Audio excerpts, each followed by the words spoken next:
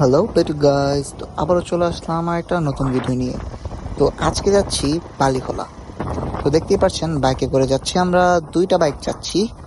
তো এই দুই বাইকের মধ্যে আমরা চাচা, ভাতিজা এবং ভাই মিলে যাচ্ছি ঈদের পরের দিনই একটু জাস্ট সময় কাটানোর জন্য।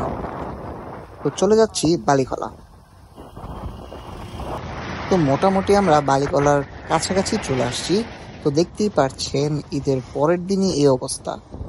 তার মানে এখন পানি আর কি হাওরের পানি মোটামুটি এখন আগেই চলে আসছে।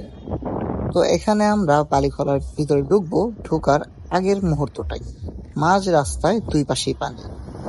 তো এখন আমরা একটু আগাবো এবং একটা ট্রলারের উপর বসবো। তো ঢুকে যাচ্ছি বালিখলার ভিতর।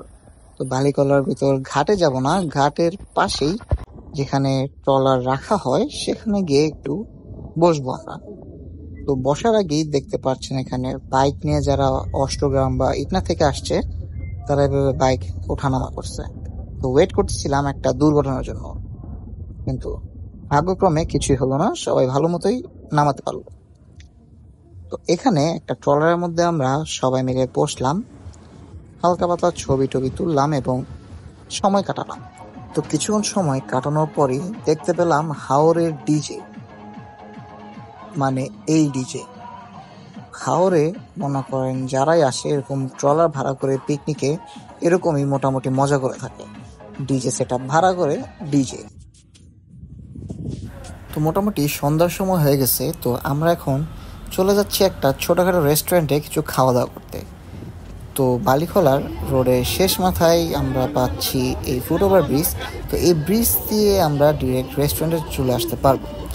এখানে এসেও দেখছি আরেকটা ট্রলারে আরেকটা ডিজে। তো এখানে মোটামুটি ভালো ধরনেরই আইটেম অ্যাভেলেবেল। তো আমরা ছোটোখাটো খাবার, হেভি খাবার খাবো না বলে একটা জনপ্রতি আমরা সবাই একটা করে চিকেন ফ্রাই নিয়ে নিলাম। চিকেন ফ্রাইটা অসাধারণ টেস্ট।